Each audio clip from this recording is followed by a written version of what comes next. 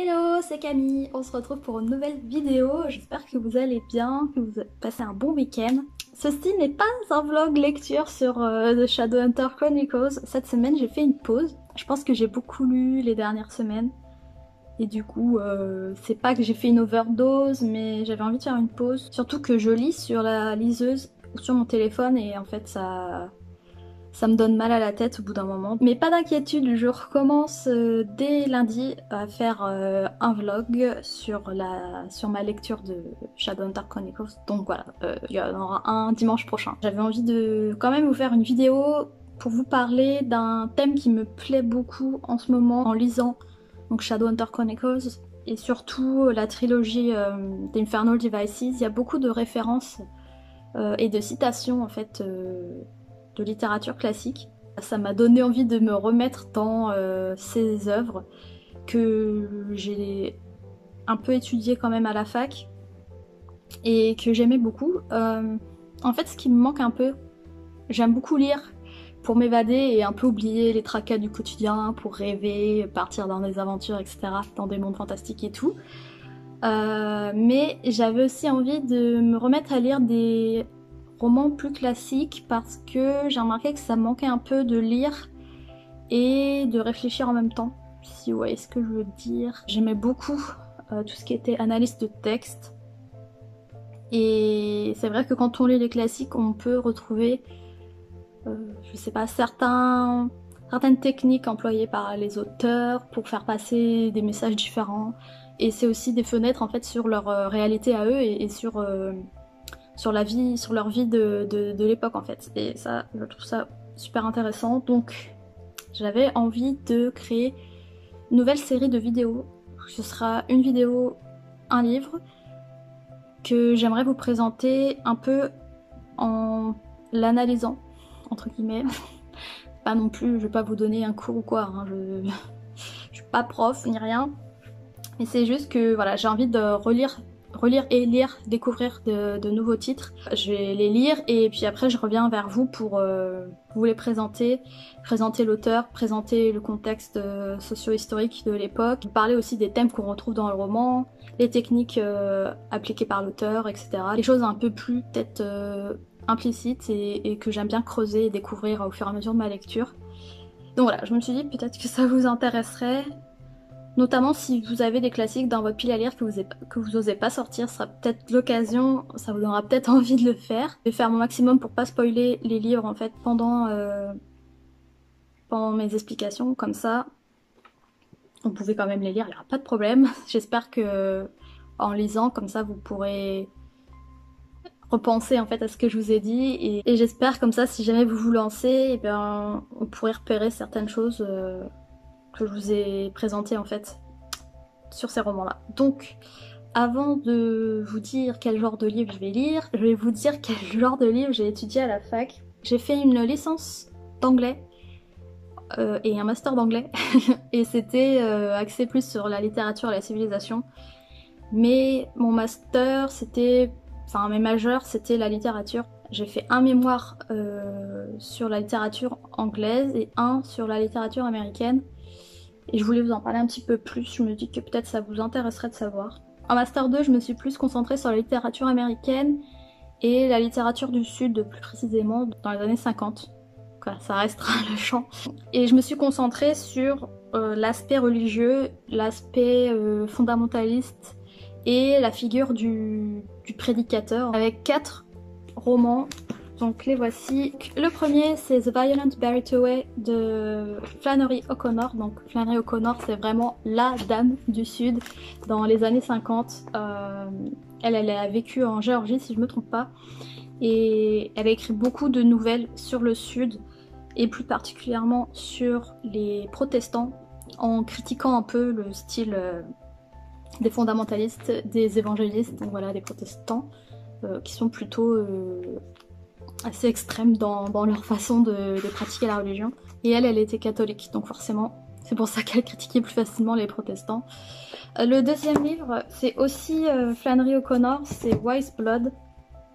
Et c'est ces 2 romans. En fait, elle a écrit 2 romans et plein de nouvelles. Et moi, j'ai étudié ces deux romans parce qu'en fait je me suis plus particulièrement intéressée à la figure du prédicateur comme je disais, mais le prédicateur fou, c'est-à-dire les personnes qui s'autoproclament prédicateurs, qui s'autoproclament messie et qui créent leur propre religion, mais voilà, c'est des gens, on se demande s'ils ont toute leur tête, et voilà. Donc moi, mon intérêt dans cette recherche, c'était de montrer la limite entre la religion, la folie religieuse, etc.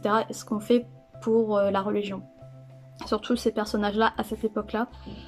J'ai aussi étudié The Night Hunter, donc David Grubb. Là, c'est un peu un thriller, ça a été adapté au cinéma. D'ailleurs, je crois que ça, c'est une image du film. Là aussi, on a un prédicateur qui est en fait un tueur en série. Et le dernier, c'est The Neon Bible, donc de John Kennedy Toole, qui est plus connu pour son œuvre La Conjuration des imbéciles, si vous avez déjà vu.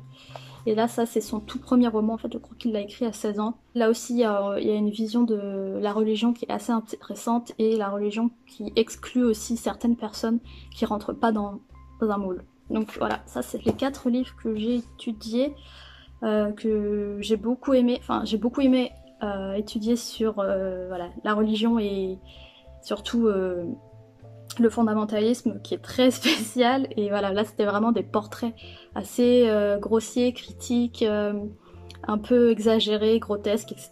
Et voilà, ça c'est le style du Sud qui était vraiment très intéressant.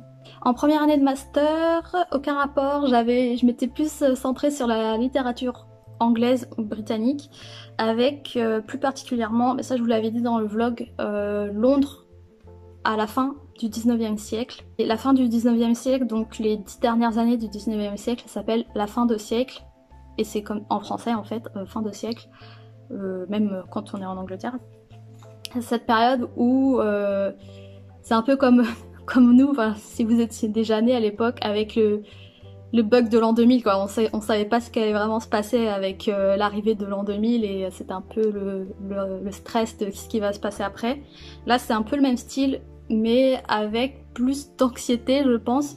Une anxiété sur qu'est-ce qu'on va devenir, où est-ce que ça va, et aussi une impression d'arriver à un tournant en fait de la civilisation, avec beaucoup de une surpopulation des villes, des grandes villes, et puis aussi un développement industriel plus important.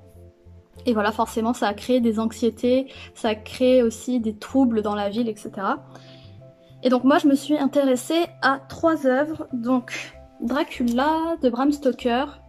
En gros, moi, ce que je voulais montrer dans ma recherche, c'était le parallèle en fait entre la ville de Londres et les angoisses des Londoniens dans cette période historique. Je voulais voir en fait à travers les écrits de l'époque comment est-ce qu'on retrouvait un peu cette anxiété et comment en fait la ville était un miroir de la ville, et aussi les habitations, et en fait la maison était un reflet en fait de cette angoisse. Je me suis concentrée sur Dracula de Bram Stoker, donc évidemment Dracula, vous connaissez tous, j'imagine, au moins de nom. Après, si vous avez vu les films ont pas vraiment rapport avec l'histoire originale, donc je vous conseille vraiment ce livre. Il y a une très bonne description de la ville de Londres à la fin du 19e siècle, qui donne vraiment pas envie de s'y installer, et donc forcément l'histoire du vampire comme étant un prédateur à l'homme, et donc ça apporte un peu cette idée de l'homme peut disparaître à tout moment, vu qu'il a un prédateur plus grand que lui, et donc le vampirisme c'est un petit peu la fin pour l'homme en fait. Après, je me suis intéressée au Strange Case of Dr. Jekyll et Mr. Hyde, donc l'étrange cas du Dr. Jekyll et Mr. Hyde de Robert Louis Stevenson, et là vraiment c'était super intéressant. C'est un tout petit roman en fait, c'est une novella. Il fait à peine 60 pages. Mais dans celui-ci, on a vraiment l'idée que l'homme, en fait, cache à l'intérieur de lui-même ses propres démons. Forcément, c'est Dr. Jekyll, le gentil, et Mr. Hyde, en fait, son penchant méchant. Et ouais, donc voilà, c'était super intéressant d'étudier ce texte-là, surtout que là, on voit bien la différence entre la haute société, le Dr. Jekyll, la belle maison, et puis Mr. Hyde qui est physiquement horrible, qui parle mal, qui s'habille mal, qui vit dans des quartiers, dans un quartier mal famé, et en fait voilà, c'est le parallèle entre la ville, l'homme et son être intérieur. Et le dernier que j'ai utilisé dans ma recherche, c'est The Picture of Dorian Gray, donc le portrait de Dorian Gray de Oscar Wilde. Et vraiment ce livre, je l'adore, il est pas très long non plus. Bon, en fait c'est des gros livres, j'aime beaucoup ces éditions là parce qu'en fait il y a beaucoup d'analyses, surtout en bas de page, vous avez beaucoup d'explications et elles sont très très complètes. Donc voilà, si vraiment vous voulez lire un livre et en même temps comprendre le plus possible à travers des analyses, je vous conseille les Norton Critical Edition. Elles ont changé en fait de couverture, mais elles sont vraiment très très bien faites. Et il y a beaucoup d'explications, donc si jamais vous voulez approfondir votre lecture, je vous conseille cette édition-là. Mais pour revenir à Dorian Gray, pareil, là on se retrouve dans une histoire où le tableau de Dorian change au fur et à mesure de ses mauvaises actions et lui ne change pas. Là pareil, on tourne autour de la monstruosité et du fait que voilà, on a deux personnes, la personne telle qu'on apparaît, qui doit être acceptable en société, et puis il y a son penchant négatif qui se cache, qui est horrible, qui fait des choses horribles. Et là c'est le portrait de Dorian qui du coup va évoluer au fur et à mesure de ses actions, qui lui-même d'ailleurs va évoluer. Il y a aussi de très intéressantes descriptions de Londres et plusieurs facettes en fait de Londres et surtout les différents quartiers de Londres. Et voilà, ce livre c'est vraiment une pépite.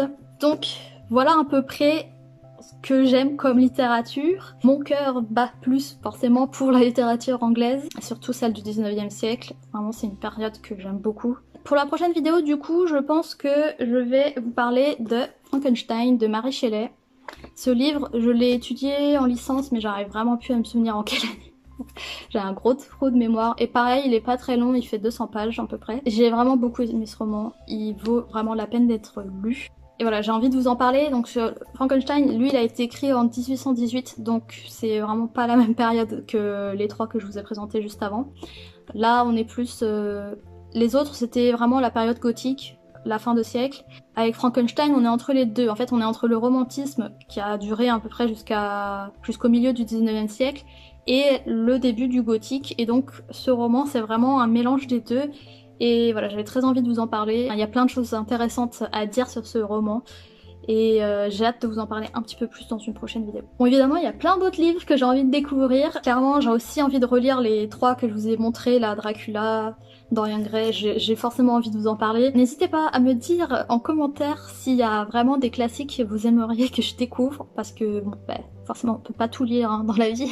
J'ai aussi envie de lire autre chose que des livres que j'ai déjà lus. Si vous avez des livres du 19e siècle ou du 18e siècle à me présenter, qu'il soit anglais, plus anglais, mais si c'est américain, pourquoi pas aussi, parce que cette période-là, elle m'intéresse. En fait, ce que j'ai du mal, moi, c'est les romans modernes, donc qui se passent après 1900. J'ai beaucoup de mal avec le style qui arrive, en fait, avec le modernisme. Et voilà, j'arrive pas à accrocher à l'écriture et à la façon dont voilà, la narration se construit. C'est pas pour moi. Donc, même s'il y en a certains qui quand même réussissent à me plaire et que j'ai aussi lu pour la fac et que j'ai quand même apprécié, il y en a beaucoup j'ai eu du mal. Pour en reparler dans d'autres vidéos, il n'y a pas de souci, donc n'hésitez pas à me dire en commentaire voilà, lequel vous aimeriez que je découvre ou carrément que je fasse une vidéo dessus pour plus explicative et que j'étudie plus en profondeur. En tout cas, j'ai beaucoup trop hâte de vous retrouver avec Frankenstein de Mary Shelley et j'espère qu'en tout cas ça vous donnera envie de découvrir les classiques. Je vous souhaite une très bonne fin de journée et puis je vous dis à très vite. N'hésitez pas à aller voir la vidéo de mercredi dernier, celle de Camille, de toute façon elle s'affiche en bas. Je vous retrouve la semaine prochaine pour un vlog Shadowhunter Chronicles. Bye!